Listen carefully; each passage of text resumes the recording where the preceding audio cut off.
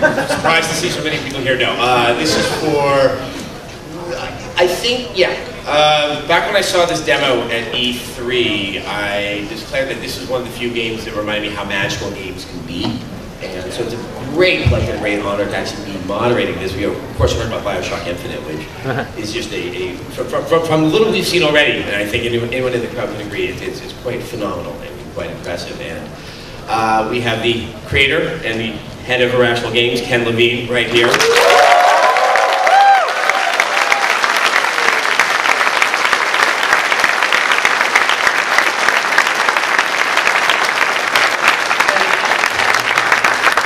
Also joining us, and it's really going to make this panel quite fascinating, are two of the voice actors from the games. Obviously playing the role of Elizabeth, Courtnee Draper.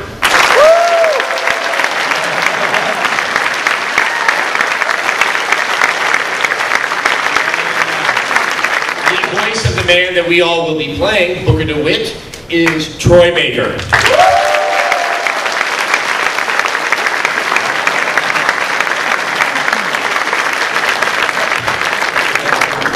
Did they show the Ken slide up there? Show the Ken down. I think it's like a real come out. So Ken, I wanted to start. I'm assuming everyone in this room has played BioShock, and as phenomenal as the game was, and I've asked you this before, how does one pitch a game that's, hey, it's an underwater city, it's Art Deco, there's a lot of Ayn Rand elements to it, and then they say, oh, here's a few $1 million, please go and make that. How do you pitch it? Yeah. Over many, many frustrating years. You know, it took a long time to sell that game. And look, and I can understand, well, what always happens is we'd go pitch it to some publisher, and we'd have some guy at the publisher who was a System Shock 2 fan. He'd be like, oh my God, we're gonna make this game, we're gonna make this game. And then he'd go to his higher ups and he'd say, oh, we're gonna make this game. And they'd be like, well, how many copies did System Shock 2 sell?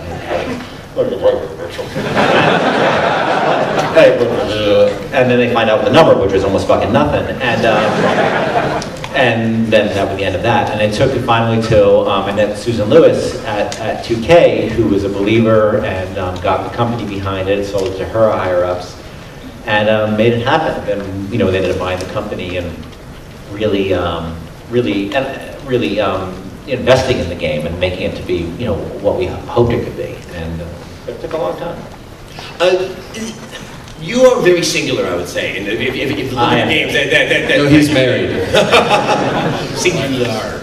Obviously, you worked on the original Thief, which really kind of opened up the world to the idea of stealth gaming. Obviously, System Shock 2, which is easily one of my favorite games of the 90s. You know, even Freedom Force, which I've gone back and dabbled in recently. What's your approach when you want to do these games? And you seem to come to them with a clear vision, and you seem to know how to execute on that vision quite well. Well, just to be clear, you know, there's like 100 and so. Oh yes, let's say that. Yes. It'd be a lot cheaper if it was just me. But, you know, generally, I think we start with something that we're passionate about. You know, System Shock 2 was easy because I was the biggest System Shock 1 fanboy. I didn't work on it, and I came to Looking Glass. That was one of the reasons I came there. And when the opportunity to come up to do that game came up, it was just such a no-brainer for us. You know, and it was the first game, game I ever shipped. Thief was, and so that we already had the IP. That was a little clear, and we knew that, you know, we just had to put more Shodan, and we'd have a good game. With Thief, it was really, you know, I got fortunate to work with a guy named Doug Church, who was the guy who really led creatively Ultima Underworld and System Shock 1. And like my first week at Looking Glass, I got put in a room with Doug, and they're like, and the mission was to create action RPG was the mission.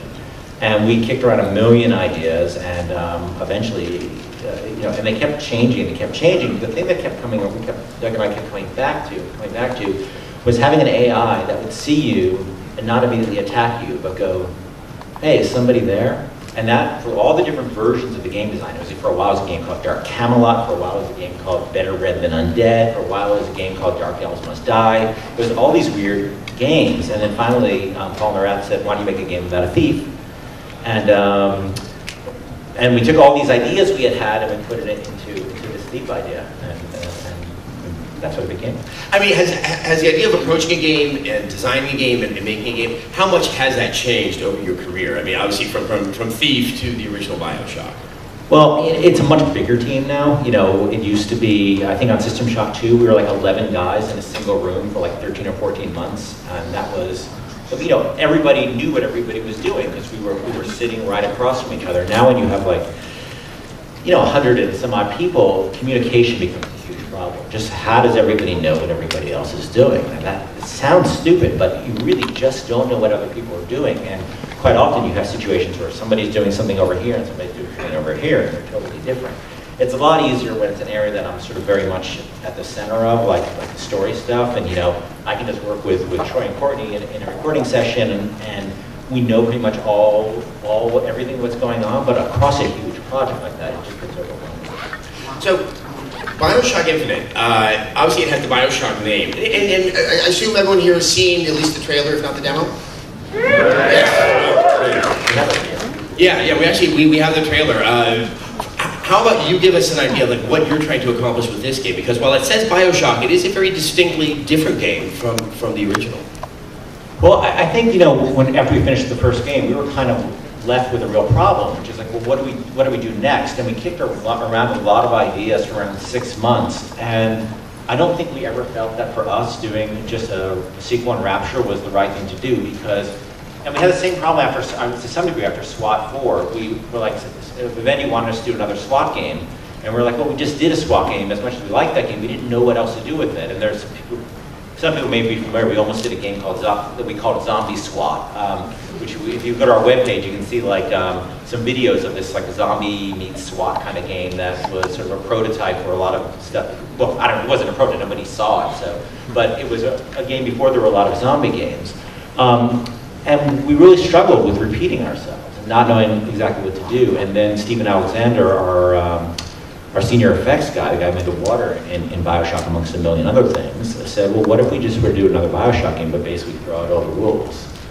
And we immediately sort of all tuned into that. And I think we were nervous for briefly. The publisher would be like, are you guys fucking kidding me? But they were very open to it. They were very, very open to it. And, you know, and so we just started getting rolling then. And the first thing was, you know, well, the only things we really want to keep as sacred is the sort of weapon in one hand, power in the other hand, and you've got this world, this very believable but crazy world that you're exploring. But everything else is really up for grabs. All right, well, let's take a look at the trailer to see what happens when you throw out all the rules.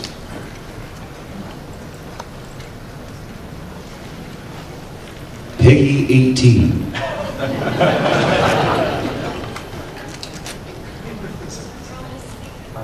Stop him. That is an oath you cannot keep. You promise me that if it comes to it, you will not let him take him back.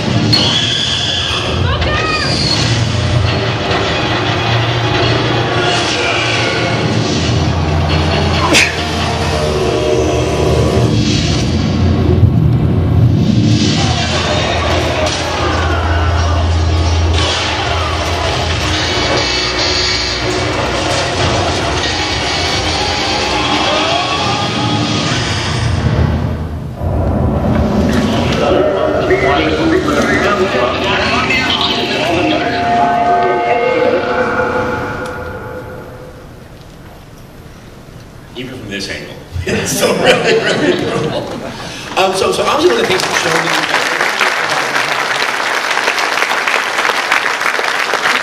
what seems to be so distinct from the original BioShock is this sense of sort of characters right there, and the characterizations, everything was coming over, and that's of course why we have our two lovely talented people here. When was the decision that you were not going to follow that BioShock rule and actually have someone in there that you were interacting with? Well, we had really painted ourselves into a corner of BioShock, because if people are familiar with, you know, the twist where you learn who Jack is, and where he came from, the fact that he was sort of that, you know, he's this cipher who is by design a cipher. We couldn't really go back and make another game, honestly, where you were a cipher, because originally, because I think the first question people would be asking is, okay, who's he really? You know, who is this guy? And that really left us with a problem. And I think that whenever we have a real problem, we always try to say, okay, well, what's the opportunity in this problem? And the opportunity we found was, let's go against what our instinct is, and let's really try to embrace character in the storytelling. Because, you know, if you look at BioShock 1, it's basically a museum piece. You know, you're in Rapture after it's fallen apart and after the party's over. And we said, well, what if in this story you were the catalyst for what happens in Columbia in a lot of ways? And what that meant is, okay, well, if you're a catalyst, you have to be sort of a living, breathing person. And that's where Booker DeWitt came in. And then if we wanted Booker to have a character to interact with, you know, we had an idea to have this woman, Elizabeth, in this story, but we never really thought about the kind of what that would mean in terms of building a relationship between the two of them. And in fact, for a long time, both Booker and Elizabeth were silent because we were, you know, it's that thing like you're hanging over the precipice, but you don't want to make the jump. And for a long time, people would say, well, Elizabeth would say this, like, no, she's not going to say anything. She's not going to talk. She's not going to talk. And then I realized that was just not going to be, that was not a sensible thing to do, and it would be a missed opportunity. And so we just started talking about, well, what would it mean to have this companion, to be a person, to be Booker, and to have this person with you, and do it in a way that people hadn't really seen before. And, you know, and that started a very long and challenging, probably the most challenging process in this game, is Elizabeth and Booker. So Courtney, you've had past acting experience, but you were kind of, I might be done with the acting thing, going to law school now, but then suddenly, you know, this opportunity presents itself to you. I mean, I can't imagine you were seeking out, I need to be in a BioShock game. Is this on? Yeah. I did, is this thing on? I didn't, yeah, I mean, I did acting for like 10 years, and then I just thought, I don't know, this really isn't for me. It's not making me happy anymore. For various reasons, and I decided to go back to school, and I got my bachelor's from UCLA, and I kind of was doing voiceovers a little bit here and there. I probably actually did about, I mean, I want to say about 5 auditions for voiceovers in the last couple of years, and one of them was for BioShock, which I didn't even know what that was, and I know. And then I went to law school, and I was like, I think this is what I'm going to do, and then I ended up booking BioShock, and was debating, like, well, should I do this BioShock thing? Like, what is this? And before I even knew how, I guess, big people would think BioShock was, or is, I got really excited about what it was. So I didn't realize how big the franchise was. I just realized that I really loved the creative process, and the things that I didn't like about film and television, which kind of repelled me a little bit from that industry, was gone with working with Ken and working on this project. So I just decided to try and do both. So I am here on my first weekend after beginning law school and doing this, which is totally different.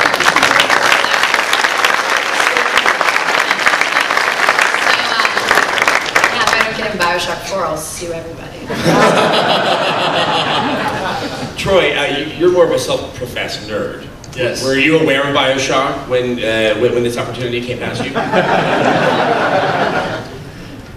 Yeah. Very much so, yeah.